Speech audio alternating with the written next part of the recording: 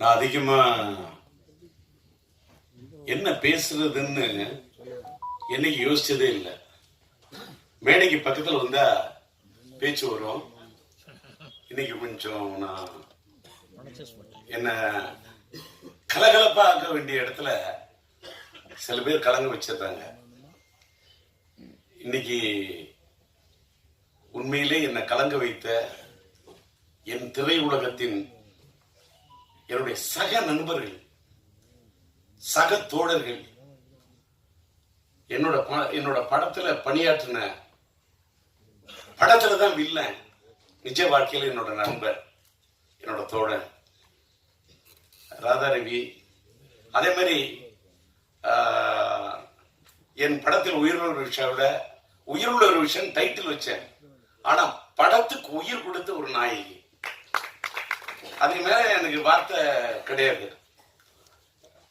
அப்படிப்பட்ட ஒரு பெண்ணு. அந்த அம்மா பேசுனது கொஞ்சம் என்ன டிஸ்டர்ப் பண்ணிடுச்சு. ஏன்னா என்ன சாமிக்கு மீன்லாம் சொன்னிச்சு, தகப்பன் சாமின்னு. மனிதன் குணத்தால தான் தெய்வமாக முடியும். God is great. இறைவனை மீறி இந்த உலகத்தில் எதுவுமே இல்லை.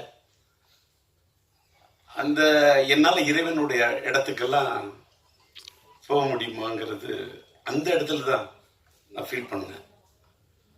அதனால நல்லி வந்ததுல ரொம்ப சந்தோஷம். அதே மாதிரி நான் விக்ரமன் கூப்பிடுறேன்னு சொல்லிட்டு இந்த மேடையில என்னுடைய பிஆர்ஓவா ஒரு உயிர்லட்ச படத்தின் ஒரிஜினல் பிஆர்ஓ என்னுடைய என்னால் உருவாக்கப்பட்ட என் அன்பு தம்பி விபி மணி. விபி மணிக்கு கூட நான் ஒரு பொண்ணோட போத்தணும்னு நினைக்கக்கூடிய அளவுக்கு ஒரு அற்புதமான ஒரு கரெக்டர். என்னடா ஒரு பிஆர்ஓக்கு அப்படின்னா, அதாவது பிஆர்ஓ தான் என் மெயின். ஒரு பூவோட வாசத்தை வெளியில போய் சொல்றது தென்றல்.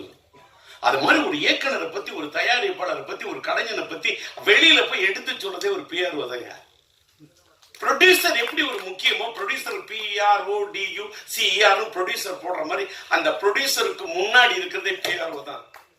ஒரு ப்ரொடியூசரையும், ஒரு இயக்குனரையும், ஒரு கலைஞரையும், ஒரு கதாநாயகனும் தன்னை எல்லாரையும் தூக்கி நிறுத்துறதே பிஆர்ஓ தான்.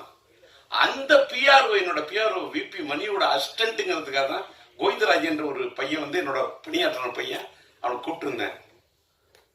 அந்த பையன் ஒரு கோயில் கும்பாபிஷேகம் பண்றதுக்கு அவங்க ஊர்ல, சொந்த ஊர்ல 7ஆம் தேதி கும்பாபிஷேகம் போறாரு. நான் இந்த மாதிரி கும்பாபிஷேகத்துக்கு போற இந்த நேரத்தில் என்ன பண்றது, நான் இதே வேற விஷயத்துக்கு வெளியூர் போறேன்னு ஒரு ஆள் சொல்லியிருந்தா, இல்ல கோவப்படுற பழைய டி ராஜேந்திரன் சிரிக்கிற அந்த ராஜேந்திரன் எங்கேயோ போயிட்டான். அவெல்லாம் அமெரிக்கா போய் அவனை செல்வமணி சொல்றாரு, ராதாரவி சொல்றாரு. அந்த ராஜேந்திரன் இன்னும் பார்க்க முடியாது. நான் வருத்தப்படுவேன், ஆதங்கப்படுவேன். ஆனா நான் வருத்தப்படல, ஆதங்கப்படல.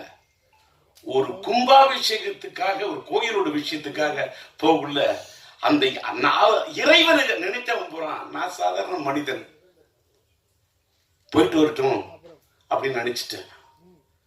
ஆனா எனக்கு இந்த ஃபங்க்ஷன் நடத்துறதுக்கு யாரை கூப்பிடுறது அப்படின்னு சொல்லிட்டு அவரோட உதவியாளர் சொன்ன. அப்ப நான் சொன்னேன், நீ உன்னோட உதவியாளர் நீ நினைக்கிற, என்னுடைய பிஆர்ஓ விபி மணியோட உதவியாளர் தான் ஒன்ன நான் கூப்பிட்டேன்.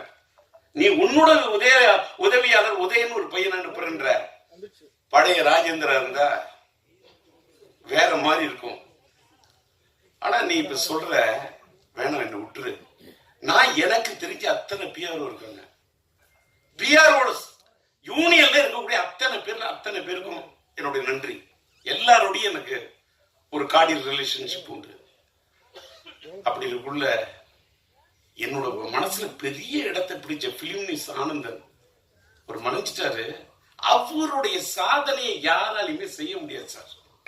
இந்த மேடையில ஏன் அதை பதிவு பண்றேன்னா, இன்னைக்கு ஒரு உயிருள்ள ஒரு படம் 1983 மார்ச் 4 நான் டேட் வரைக்கும் சொல்றேன். ஏன்னு கேட்டாக்கா, இதை சொல்லி அப்படியே டைவர்ட் ஆயிடும். நான் எம்ஏ ஹிஸ்டரி ஸ்டூடெண்ட், ஒரு gold medal student, BA gold medal. நான் எல்லாரும் என்னென்னமோ சொல்றாங்க. ராதாரவியை கேளுங்க, என்னைக்காவது டயலாக் பேப்பரை எடுத்து டைலாக்க படிச்சு நான் பார்த்து டைலாக் சொன்னு சொல்லுங்க. இல்ல என்னுடைய படத்துல உயிருள்ள நாயகி தங்கைக்கு ஒரு கீதன் படத்தினுடைய கீதம் காதல் எறிவதில்லை படத்தில் என்னுடைய கதாநாயகியின் தாயாக என் கதாநாயகியுடைய தாயா நடிக்க வைக்கிறதுக்கு 1/2 மணி நேரம் அழுதுருக்கையா, நம்ப முடியுமா? என் நாயகி, என் கதாநாயகி, என் உயிருள்ள உறவு படத்துக்கு உயிர் கொடுத்த நாயகி. ஆனா என் படத்துல என் வாழ்க்கையானது வசந்தம். அதனால்தான் வாழ்த்த வந்து இருக்கிறது ஒரு புது வசந்தம் விக்ரம் வந்திருக்காரு.